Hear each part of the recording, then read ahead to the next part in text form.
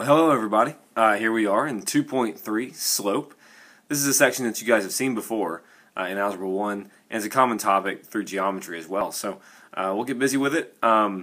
It's going to really flow well with what we've been learning with standard form, relations, functions. It's just a very vital piece of graphing a line, and we'll see how that works throughout this lesson. So slope. It indicates the steepness of a line. It is the change in y over the change in x. So think about your y values being on top of the x values. It's the vertical change over the horizontal. We'll see some other examples here in a second.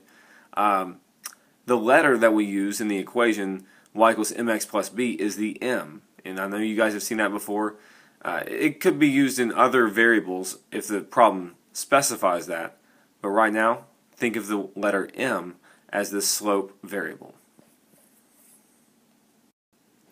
A couple of other equations for us is that m, or slope, is the rise over the run. So notice that rise again is the up and down change, and then you have run as the horizontal. So let me see if I can mark that on here.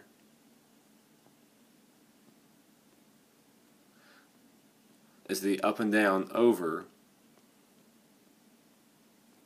the horizontal. Now, y2 minus y1 over x2 minus x1 is more involved when you have like 2 points. The rise over run is used when you have a graph. It's a lot easier to see, and you can count the tick marks on the graph. For y2 minus y1 over x2 minus x1, that's when you don't necessarily have a graph, but you have 2 points. So if I can write this in here real fast, x, y, and we want to label our points so that we don't get them confused. So if I have 2 points, I might label this one x1, y1, and this one x2, y2. So hopefully that makes some sense. Label your points on your paper. Now just a real quick blurb about slope, and you see in the top part, the top bullet and the top graph, everything's going uphill. So if you have a line that's going uphill from left to right, it is a positive slope. We can have different types of positive slopes, but overall they're positive. Same thing on the bottom. If it falls down from left to right, it's going to be a negative slope. Okay, so make sure you have a mental note of that picture. And what we have here are the two special cases for slope. The top part is the vertical line. So a vertical line, you see it right here, the word vertical, you have an undefined slope. Alright, so if it's not flat, if it's straight up and down, it's undefined. And then the equation for it is x equals a number. So like x equals -2, x equals 0, x equals +5, something like that. So the abbreviation that people have used in the past is VUX. V for vertical, U for undefined, and x equals a number for the x. So just maybe a quick way to remember that. The bottom part is when you have flat lines, horizontal. That is zero slope. Think of on a heart monitor when somebody has no heartbeat. They call it flatlining. That's why. It's a flat line, zero slope, 0 heartbeats a second. There's other examples of that. So HOY. H is for horizontal. The O is really 0, so the slope is 0. And the Y is Y equals a number. That's the equation for that. Okay? So maybe you want to remember VUX and HOY. Now here's a quick example of how to use rise over run for a graph. So if we started over here at this spot right there, where I just marked, I can go down 2 and then go over 3 more on the green. When I get to that spot right here, I've hit another point. So I'm going down 2 and I'm going over +3, and that's where you see the slope right there, -2/3.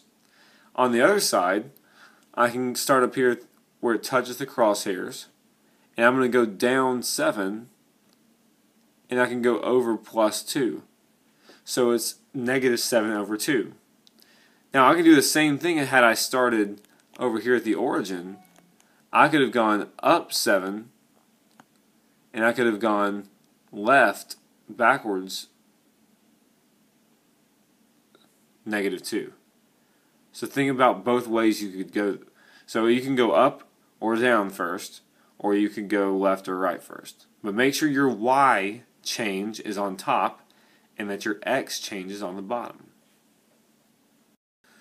So the other one is when you're just given 2 points. You have no graph. So what I want you to be mindful of in this case is if they give you 2 points, we got to make sure our sign gets applied correctly. So in this first example, 5, 1, this is my x1, this is my y1, this would be my x2, that's my y2. So my y's would be y2 minus y1, so the 4, you see that, minus the 1. And on the bottom are my x's, the x2, which is 6, minus the x1, which is 5. And all I got to do is simplify that down. 3 over 1 equals 3. I wanted to take your attention over to the second problem, this bottom part. This is x2 minus x1. So x2 would be the negative 6 from right here. And then the x1 is negative 1. Well, if the second number is going to be negative itself, then you've got to be mindful of adding that 1, changing the sign. So negative 6 plus 1 gives you negative 5, and you see that demonstrated right here. So just be careful on that. That's a tricky spot.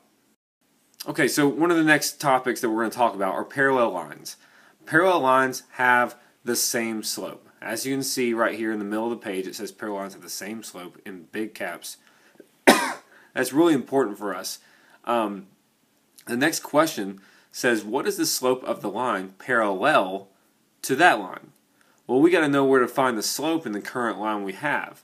So if I look at this equation, I recognize that that's the m value. So the m value is negative 2. Well, now I know that any other equation that will be parallel to this line has got to have a slope of negative 2. Now, it may have a different y value, but at least the m value in front of the x will be negative 2. Alright, so make sure you think about that. The other one is when you have a line that is like at a right angle, like a four-way stop or a plus sign. Perpendicular lines are at 90-degree angles. So what we have to do, if we have the same equation right here, we have to recognize that m is negative 2. And what is the perpendicular slope? Well, it says do the opposite. So opposite would mean make it positive. So we would change the negative 2 to positive 2.